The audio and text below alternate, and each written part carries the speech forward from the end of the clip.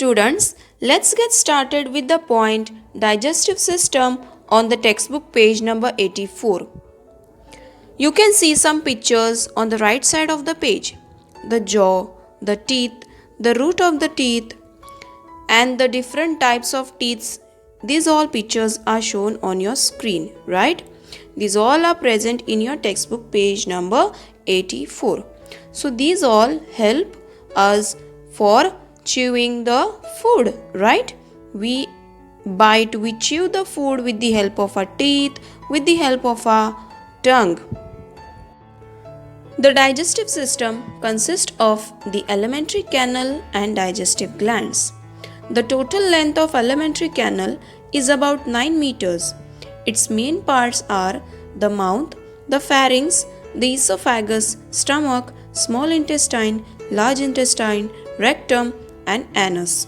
The salivary glands, liver, and pancreas are digestive glands connected to the alimentary canal. So these all are the parts which are considered in the digestive system. This is what I am saying, that digestive system is not simply a stomach. Altogether these all parts are considered as a whole digestive system. Different organs of the digestive system symmetrically perform the function of digestion.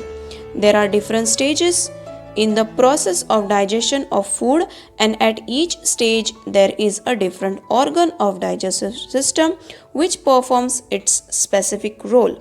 Let's study the structure and function of each organ of the digestive system.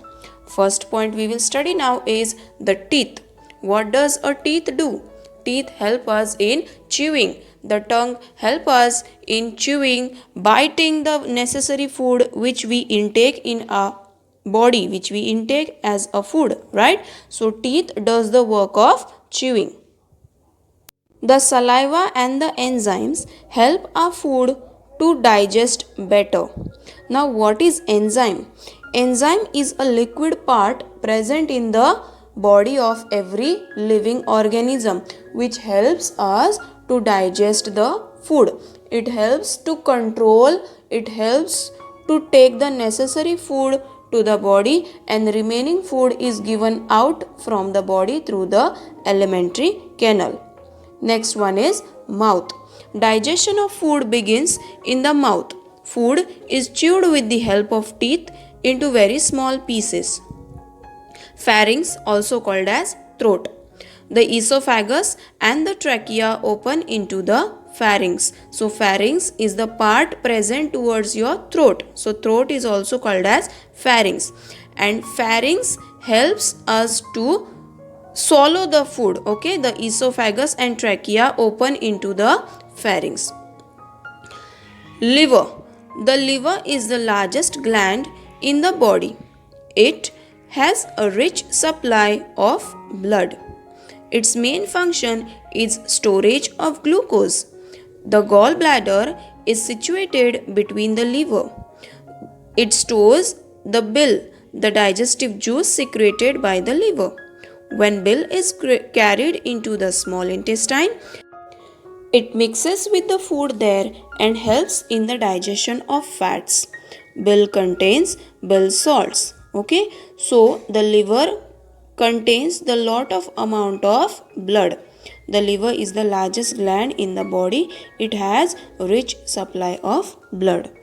Now, small intestine.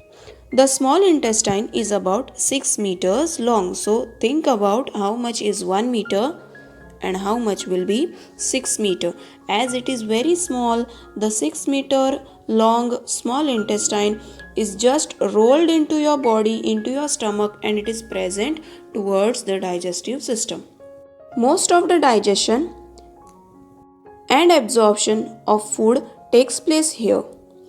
3 different digestive juices are mixed with the food in the small intestine. Absorption into the blood of nutrients obtained by the digestion of food also occurs in the small intestine. Large intestine. The large intestine is about 1.5 meters long. Only water is absorbed in the large intestine. A small part called as appendix is attached into the first part of the large intestine. Undigested remains of the food digested in the small intestine enters the large intestine. Undigested material is thrown out of the body through the anus. Next one is stomach. The large sac-like part of the alimentary canal is called the stomach. The gastric glands of stomach secretes gastric juices. Food that has entered stomach is crunched.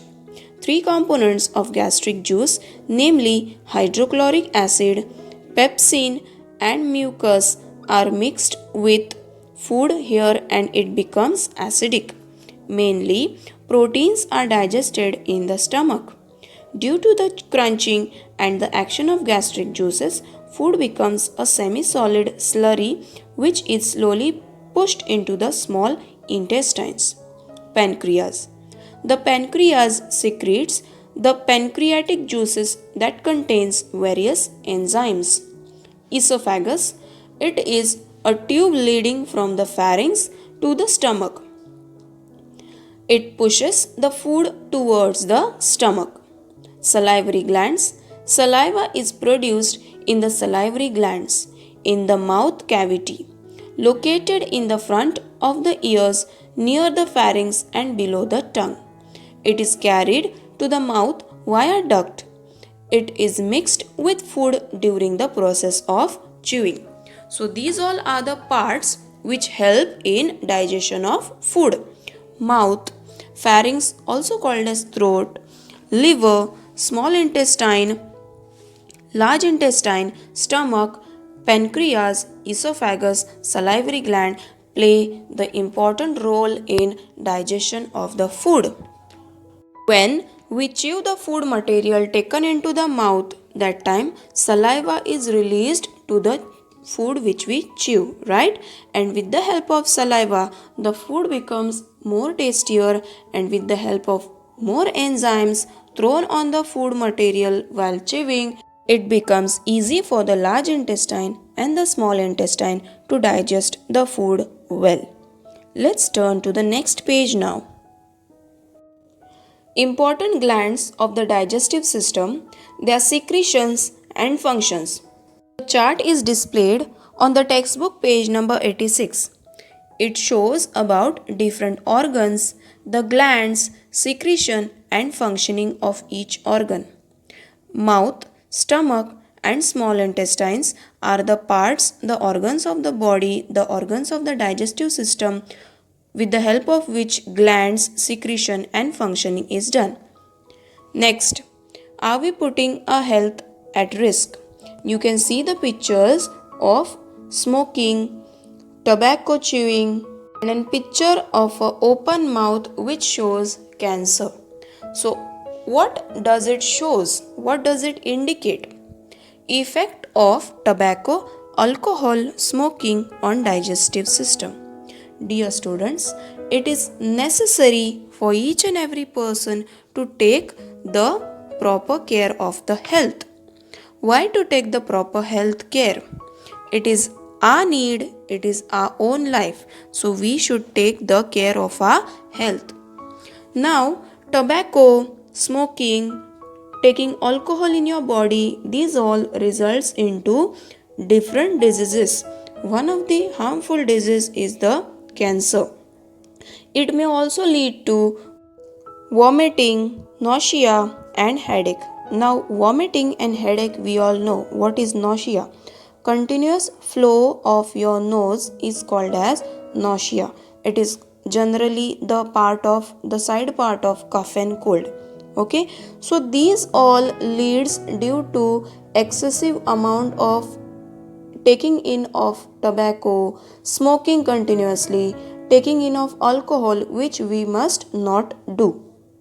When one of these injuries take place in our body, slowly, day by day, its stages increases, and due to that, the lifespan of a human being can decrease. It may result to the death. Thank you.